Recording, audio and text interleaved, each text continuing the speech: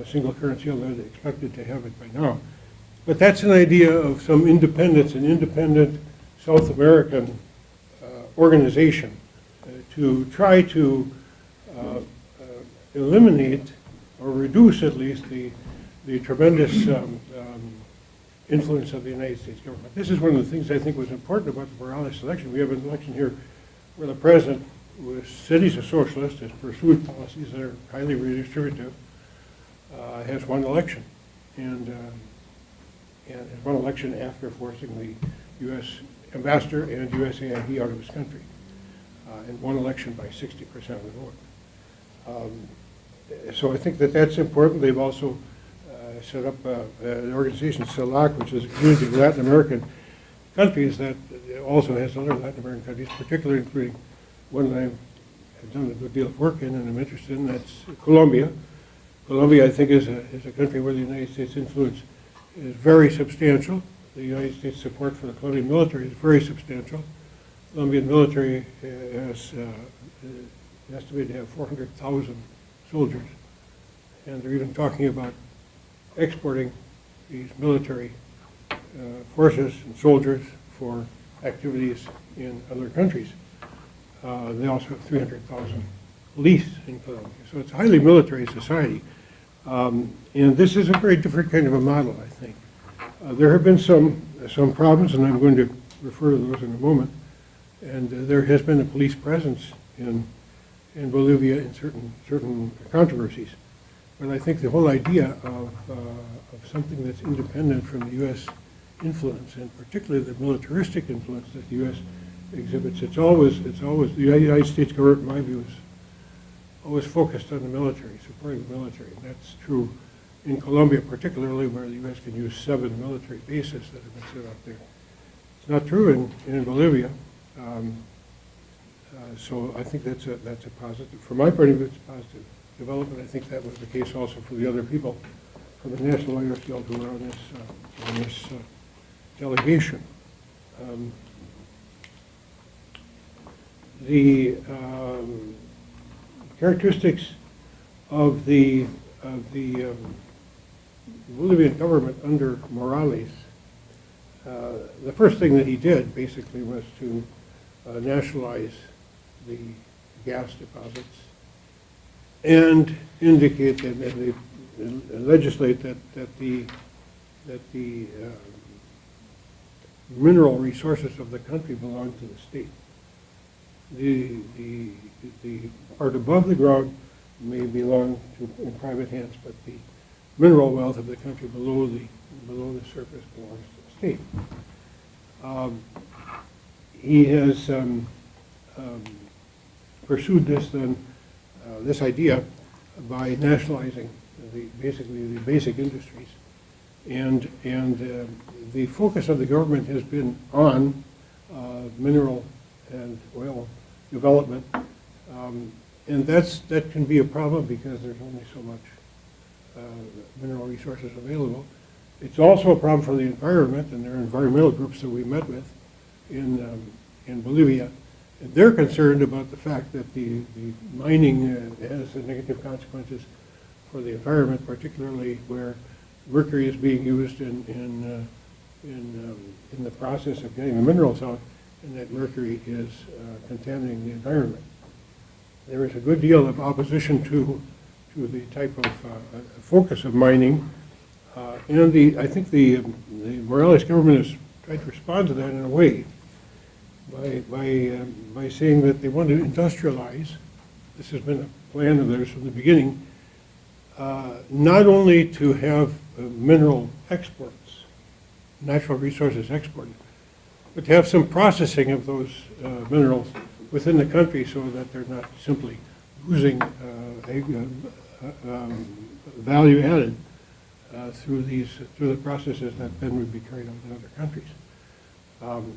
They have, with respect to lithium, which is where Bolivia has the largest known deposit of lithium in the world, they've tried to develop a process for processing lithium that would involve all of the processing needed within Bolivia.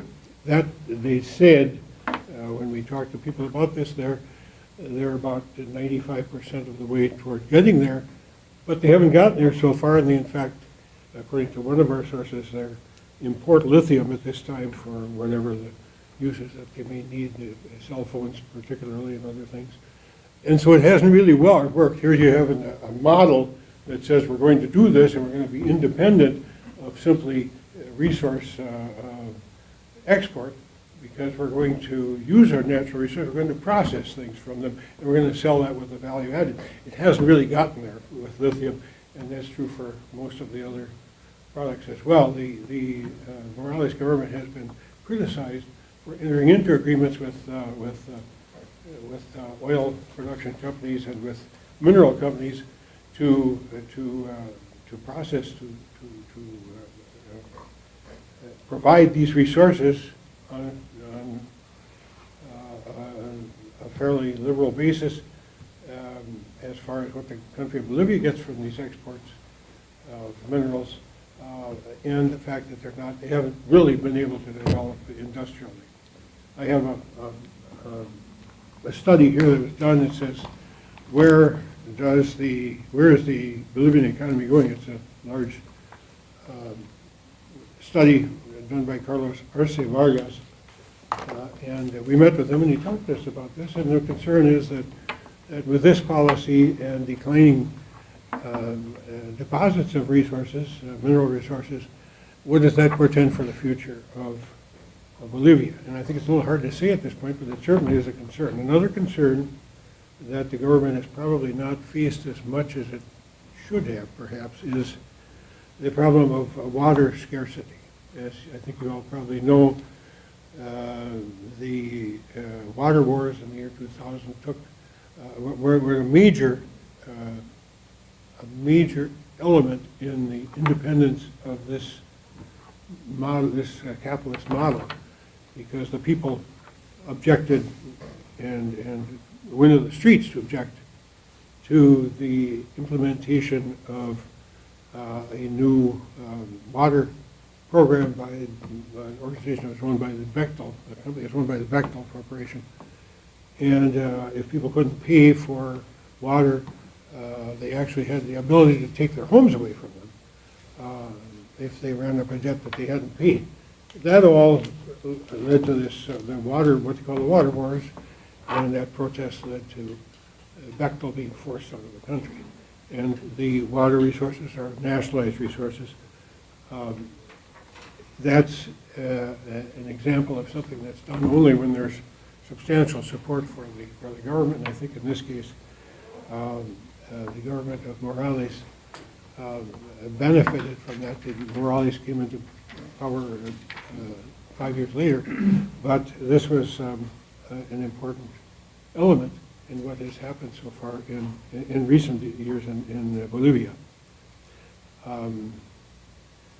There's another thing that we heard that this Morales government has done, and that is we begun to incorporate people who are businessmen and others who are interested more traditionally in business into the MAS party, and they will have more and more influence supposedly in that party. They're more conservative politicians and private sector persons who have entered that party, and now the concern of some of those in the MAS that we talked to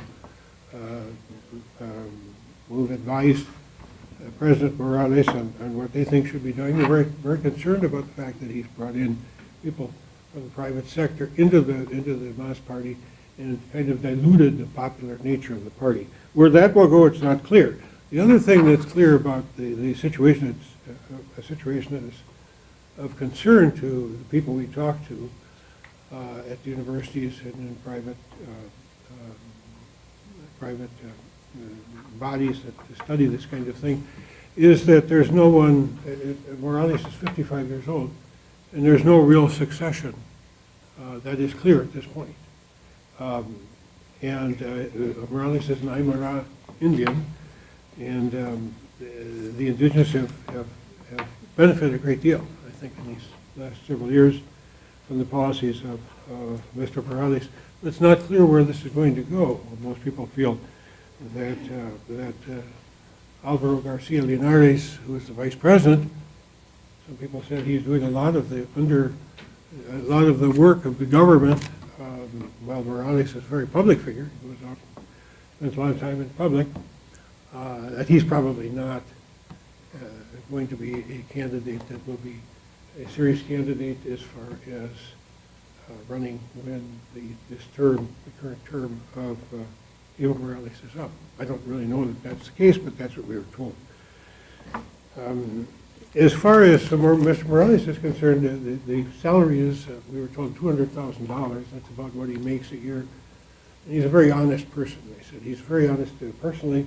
He works very hard. He gets up at something like 5:30 in the morning, works till late at night, spends a lot of time out in the public, and one of the things that he did in connection with the campaign is that he went out and inaugurated works. There's a very nice, large soccer stadium in El Alto. El Alto is a town where I would say maybe 3 or 4% of the roads are paved.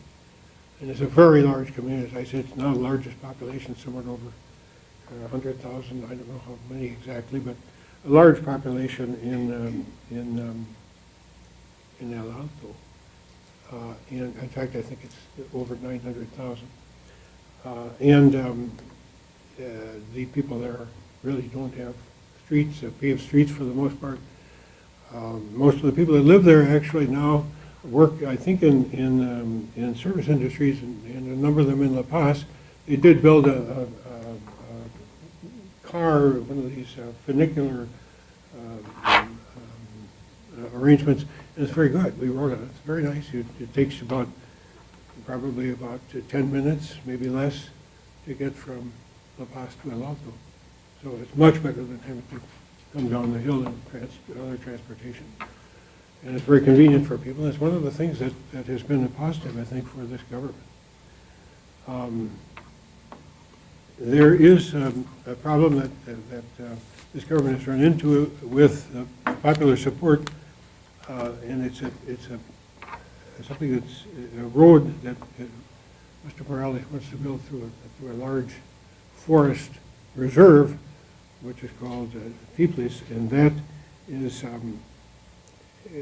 something that he would like the road so that it can come from the lowlands up towards the highland areas and bring food products, particularly beef, meats that are grown in Beni, which is a province down below the highlands, and the only province that was not carried, or department, they call it departments there, the only province that was not carried by Morales. He won in all of the other 8 or 9 altogether, all the other 8 provinces, and including Santa Cruz, where of course there was a movement, a serious movement, to leave Bolivia and great opposition to the government. That has also disappeared pretty much, or been very much relieved. And as I say, that's a part of the process that Morales has gone through, bringing people into the MAS, into his party, who are really businessmen and others who were more conservative. The Tiplis project is one where they build a road through this large natural reserve, and it will affect the people who live in the area, indigenous peoples. It would be positive from the point of view of getting products to market in La Paz, and in that area, in Cochabamba, but it will have negative consequences almost certainly for the environment, and it will also have consequences for the indigenous people who live in the area as businesses move in and commerce moves in. And so there's a great deal of opposition to that. The President Morales has gone back and forth on this. At first he said he didn't want to build this road, and then he decided he would build the road, and then he kind of said he wouldn't, and now it appears and he is going to go forward with the road. Not clear yet, but that's one of the things that he's going to be facing in this term.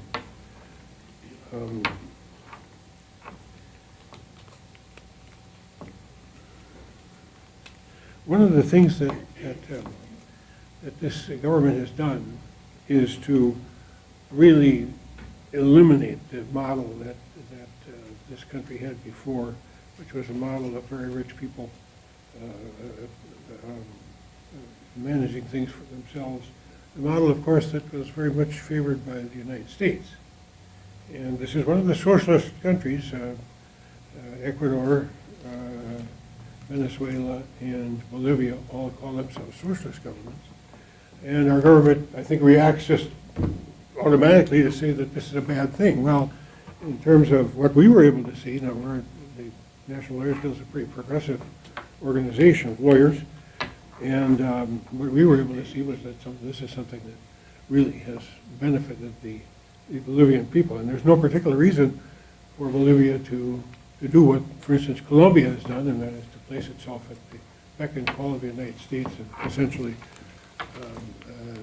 carry forward a pro-U.S. policy in Colombia. This is working very well, I think, for the Bolivians.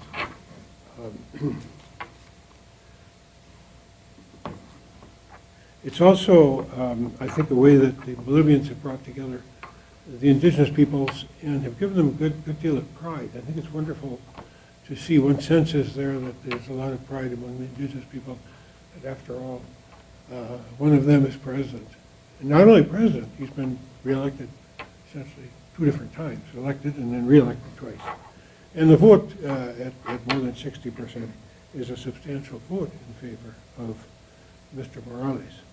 So I think that the things that we observed, I would just summarize by saying we observed an election that we thought was free and fair, with some difficulties in providing space and in people knowing where the space was, where they were to vote, a little delay in getting them to the place where they had to vote. And then there was a problem in getting the results out. This was an electronic problem, essentially. It wasn't, I think, one where there was a problem with votes being stolen or lost or whatever, or other votes being made up or whatever. This was a problem where they had promised that they were going to get the results of the election out. 70% of the results would be out by 11 o'clock on the evening of the election day, October 12th. They weren't able to do that. There was an electronic glitch, and they couldn't work that out. It took several days. They finally did get the results out. They had to do it within 12 days of the day of election. They did that, and the results showed, as I said, 60%. 60% of the votes were for Evo Morales for president, and the legislative votes were also in favor of Morales' party to the extent of 2/3, so that he's in a position to force through legislation, to present legislation, carry it through quite quickly if he holds that margin. So I think that the important thing that I take from this election is that there's continuity. Now we have, not only in Bolivia, but Dilma Rousseff was reelected in Brazil. Correa has been reelected. He's going to be president for quite some time. I think they have people in position there which provide a useful counterweight. I'm not a person who believes that the United States should dictate to these countries, the rest of the countries in Latin America. I'm very concerned about what they've done in Colombia, where there's a great deal of violence. And our vice president, you may have seen a few days ago, Vice President Biden said he has a solution for Honduras, and that is Plan Colombia. Let's do a Plan Colombia for Honduras. Well, Plan Colombia was a disaster, has been a disaster for Colombia. To apply that in Honduras makes no sense. But that's the way some of the people in Washington are thinking. And they were thinking in those terms, too, with respect to Bolivia. Now I think that's really passed for the other people from the National Lawyers Guild who are on this delegation. The characteristics of the Bolivian government under Morales, the first thing that he did basically was to nationalize the gas deposits and indicate that legislate that the mineral resources of the country belong to the state. The part above the ground may belong to in private hands, but the mineral wealth of the country below the surface belongs to the state. He has pursued this idea by nationalizing basically the basic industries, and the focus of the government has been on mineral and oil development, and that can be a problem because there's only so much mineral resources available. It's also a problem for the environment, and there are environmental groups that we met with in Bolivia. And they're concerned about the fact that the mining has negative consequences. It's important. They've also set up an organization, CELAC, which is a community of Latin American countries that also has other Latin American countries, particularly including one that I've done a good deal of work in and I'm interested in. That's Colombia. Colombia, I think, is a country where the United States influence is very substantial. The United States support for the Colombian military is very substantial.